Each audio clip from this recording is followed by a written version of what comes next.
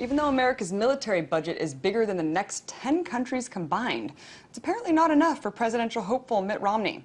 The presidential Republican nominee recently said that America needs to grow its military and maintain it as an incomparable force of military domination in the world. So is the world really as unsafe as newly minted MITT would have you think? Well, to talk about this, I'm joined by David Swanson, campaigner for Roots Action.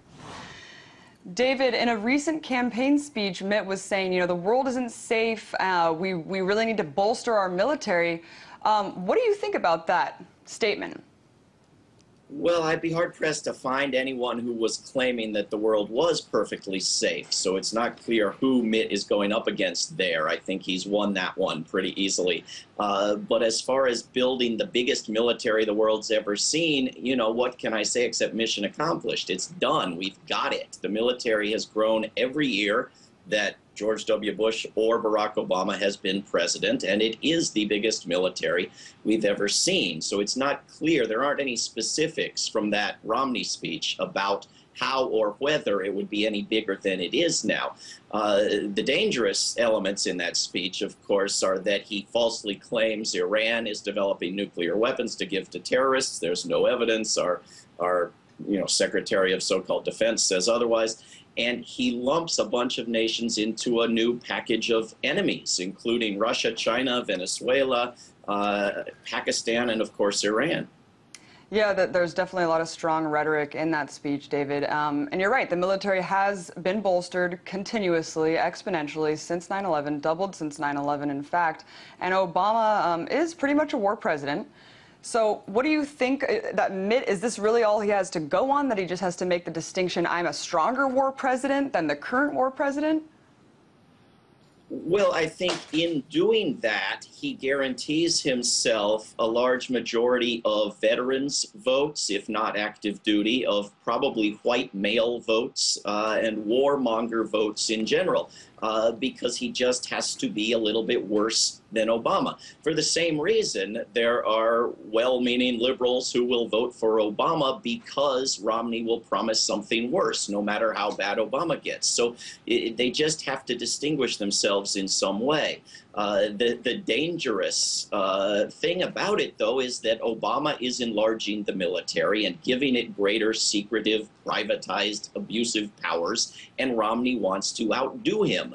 And so Romney has to push it further. And we don't know how big or how outrageous his military would be. He claims that making the military bigger makes us safer and makes for fewer wars. Whereas all the evidence of the past 51 years since Eisenhower warned us about the power of a military-industrial complex is exactly the opposite. The bigger the military, the more momentum for wars, the more planning for wars, the more creation of wars. Well, David, where does this end? It just seems like these candidates are just going to keep expanding the military, pressing on these threats from all around the world. You just said yourself that they present us with this false dichotomy that we have to choose between two war presidents because one is going to be a bigger war president. We're kind of scared to see where he might take the country. What do you think, that this is a setup so we can continue the wars endlessly? There's really no other option. And you're right, a lot of people do choose for the less of two evils, let's say.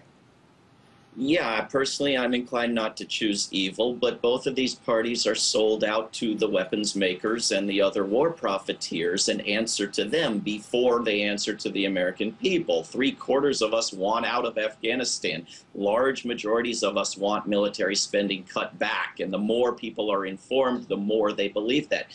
We don't have that candidate in those two parties, and so my recommendation, as always, is to put 95% or more of our effort and resources into building an activist movement to fix this problem, regardless of who's in the White House, and then go vote your conscience.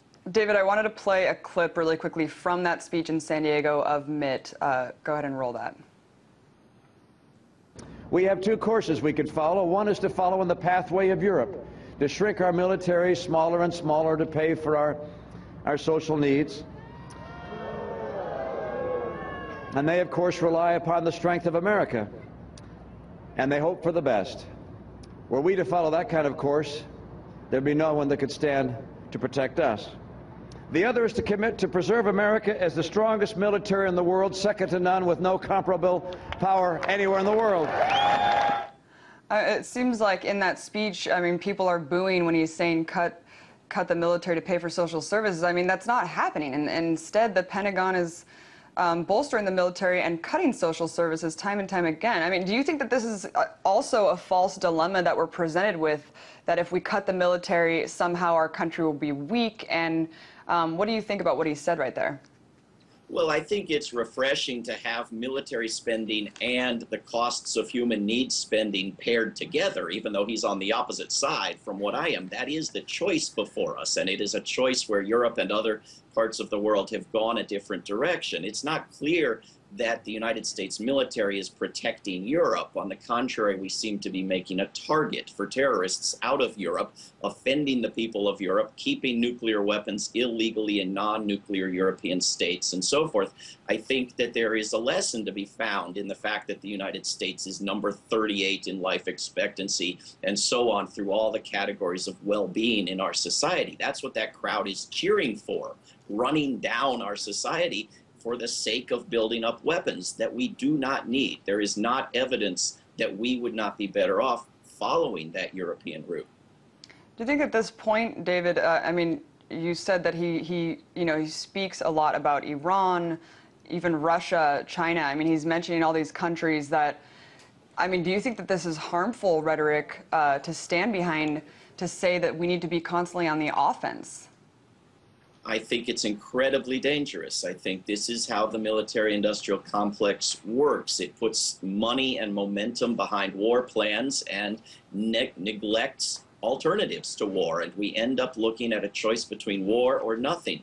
But it's not just Romney. I mean, within the past couple of weeks, we've heard the Prime Minister of Russia talking about the possibility of war, offended by the bases being set up along the border of Russia in Eastern Europe. We haven't heard this kind of talk in a long time, and it's not just the result of Mitt Romney campaigning. It's also the result of missile so-called defense bases being built.